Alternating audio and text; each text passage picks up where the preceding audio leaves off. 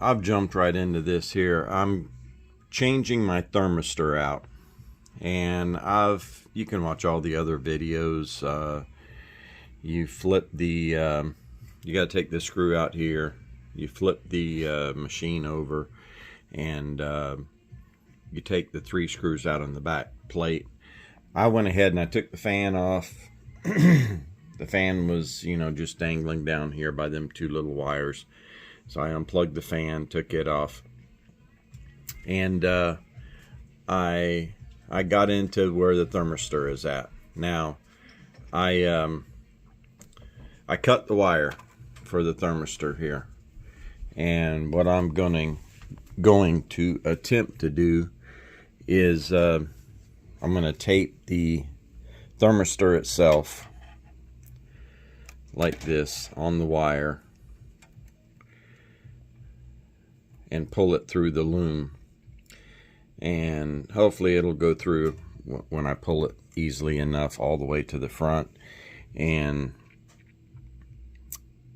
I'll have it in the loom. Otherwise, I'm just gonna do like I've seen another guy on one of the other videos. I'm just gonna run it along here redneck style all the way to the front, because this thing is probably going to go out again. I've had this machine less than 3 months, and this thermistor has went out already. I'm hoping this solves my problem anyway. I already had the Bowden tube go out, or give the problem, and I've had to change that out and do all that. So this is just another hurdle I'm having to face. So we'll see, and I will let you know how that goes. But here's what I plan to do, and I'll try to video it after I do it. I'm going to put it like that all the way to the end. See, there's a little heat shrink right here. I don't know if you can see it, but I want to put a piece of tape here. That way if it starts to slide, that heat shrink will hold it. And then I'm going to get this here, this wire here, and after I tape it down there, I'm going to fold it around, bend it over, and I'm going to tape it again. So hopefully it won't, because that's the problem when you're pulling wires, is slipping off the tape. And I'm going to use some blue painter's tape here to do it with. The Scotch tape that I got, I don't have real Scotch tape. I got some generic dollar store stuff that my wife buys, and it ain't gonna hold it. Black tape is I think it's gonna be too much for this. I think this is the right choice right here. So anyway, let me get to taping. All right, well, I taped that all up, and we will we'll see here, see how it goes.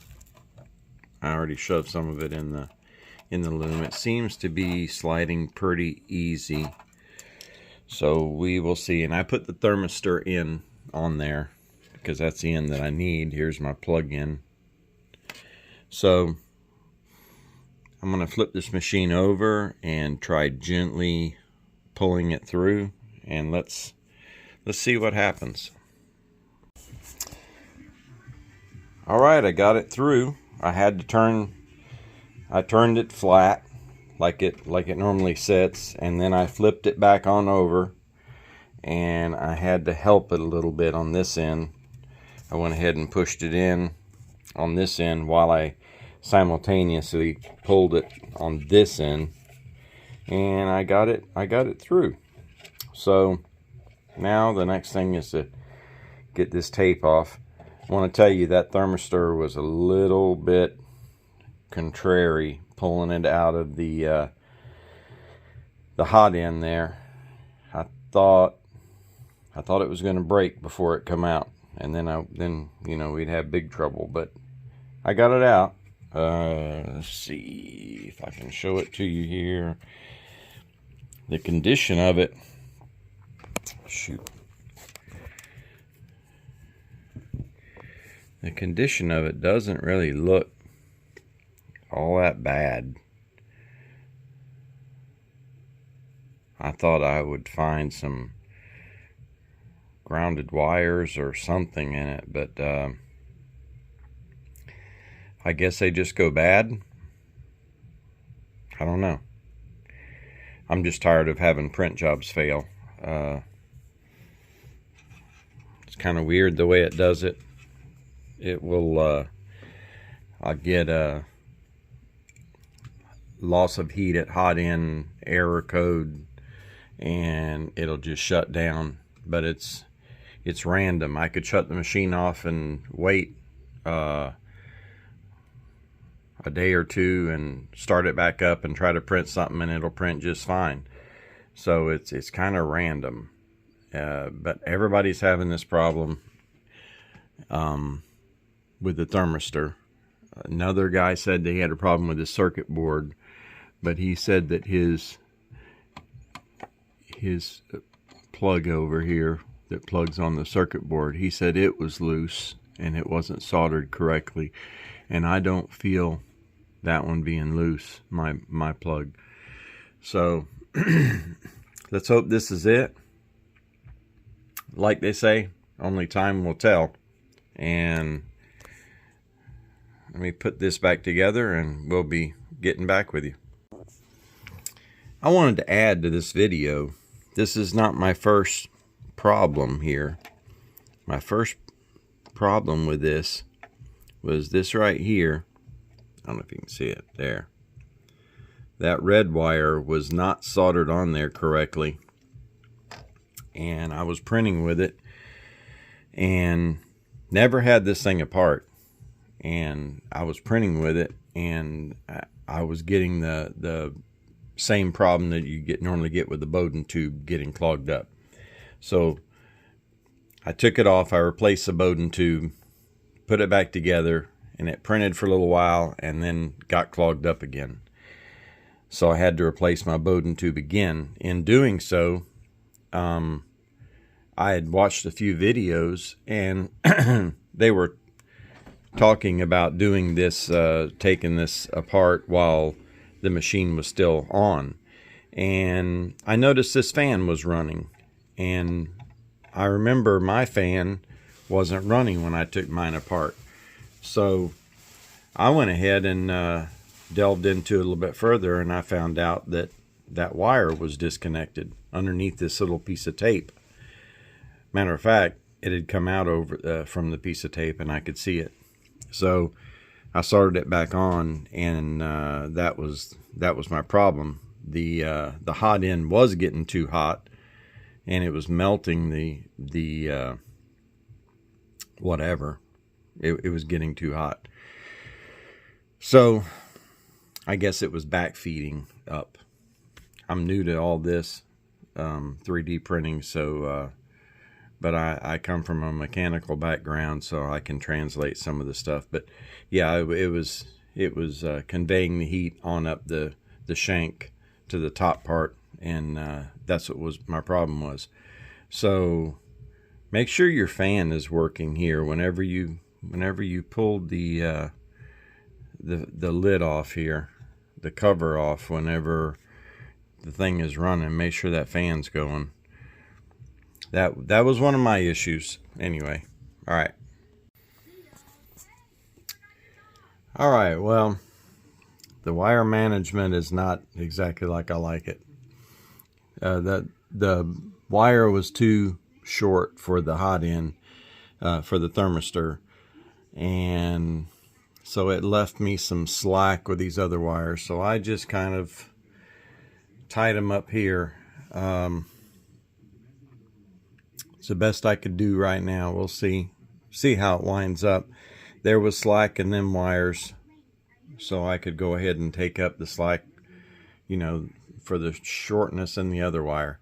Can't think of any other way I could have done it. If I would have run it on the outside, I would have had basically the same problem, maybe, kind of, sort of. I don't know. But I want to see if this works, and make sure that Everything is back. I don't have any screws left over, so that's good. Yeah, I'd like to know how many of you people leave the friggin' silicone cap off the end of that. Every time I put this cap on here, I leave that silicone cap off, and I always think about the time I'm putting that screw in the back that's so hard to get to that I don't know if I'm thinking I might just at one point just stop putting that screw in. This clips on here good enough. Why do you need that screw on there? I bet you people just leave it off for easy access. But I put it back in. So everything's back together. I'm getting ready to turn it on here. And we will see what it says. I guess if I plugged everything in, that I won't have any kind of error codes or anything. Let's heat it up. Here. We'll go to PLA mode. Let's see. Well, it's reading all right.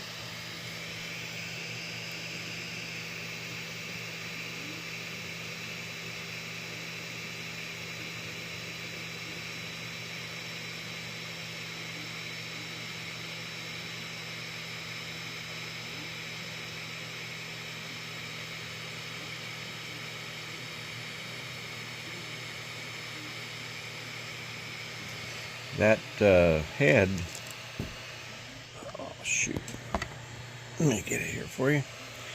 The head of this thermistor here, it really didn't, it just, that little bulb is just about the only thing that went in. I'm guessing that's the way it's supposed to be. I couldn't get it in any further. I didn't want to force it because it looks like just a little glass bulb. This one here has some white stuff on it that I can feel it with my fingernail. I don't know what that is. I don't know if that was some glue they put on from the factory maybe. Yeah, I don't know. But I don't know, maybe the glass cracked and something leaked out of it. But let's hope this solves my problem. Like I said, only time will tell. I won't post this video until I run a print, and it's going to be a pretty long print, and we'll see how it does, because that's what it normally messed up on the long prints, and we'll find out.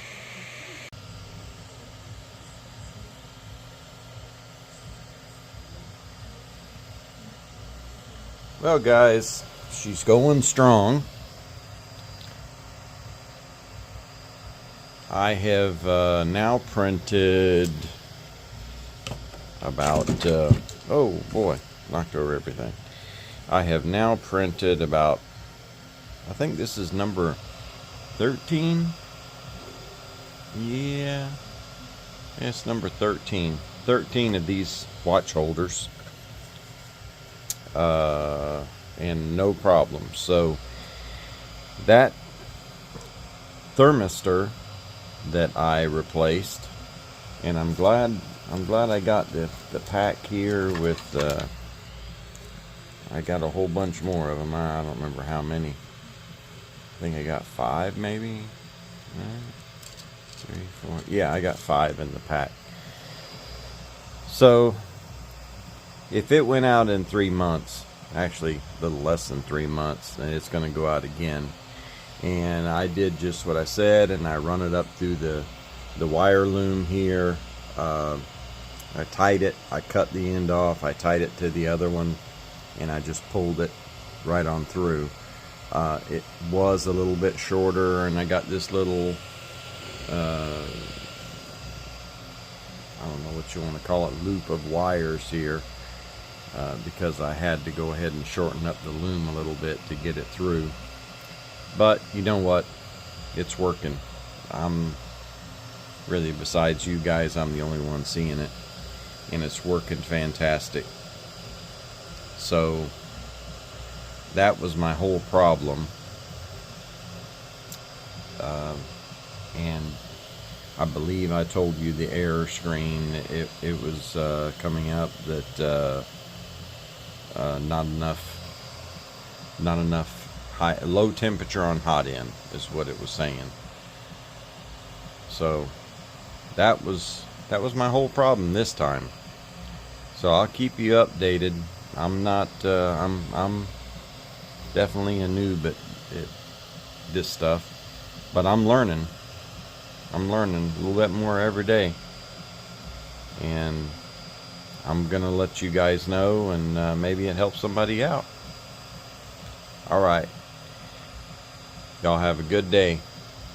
See ya.